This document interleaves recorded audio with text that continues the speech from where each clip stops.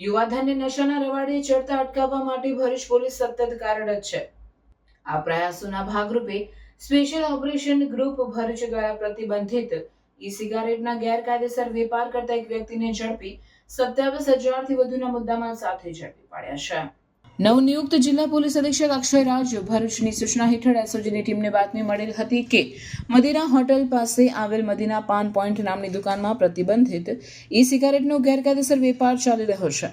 આ બાતમીના આધારે એસઓજીની ટીમે તાત્કાલિક દરોડો પાડ્યો. દુકાન પર હાજર મોહમ્મદ જૈનુલ આબેદીન મોહમ્મદ નઈમ નાગોરી પાસેથી પ્રતિબંધિત કરાયેલી વિદેશી કંપનીની ઈ સિગારેટ અને ફ્લેવરનો જથ્થો મળી આવ્યો હતો. પોલીસે કુલ 32 નંગ ઈ સિગારેટ અને ફ્લેવર્સ મળી કુલ 27,600ના મુદ્દામાં જપ્ત કરી આરોપી વિરુદ્ધ the prohibition of electronic cigarette અધિનિયમ 2019ની કલમ 7, 4, 8 અને 5 હેઠળ ભરૂચ શહેર બી ડિવિઝન પોલીસ સ્ટેશનમાં ગુનો નોંધવામાં આવ્યો છે. આ ઉપરાંત આ વેપારમાં સંડોવાયેલ અન્ય એક વોન્ટેડ આરોપી મોહમ્મદ રહેવાસી ટંકારિયા ભરૂચની શોધખોળ પણ હાથ ધરવામાં આવી છે.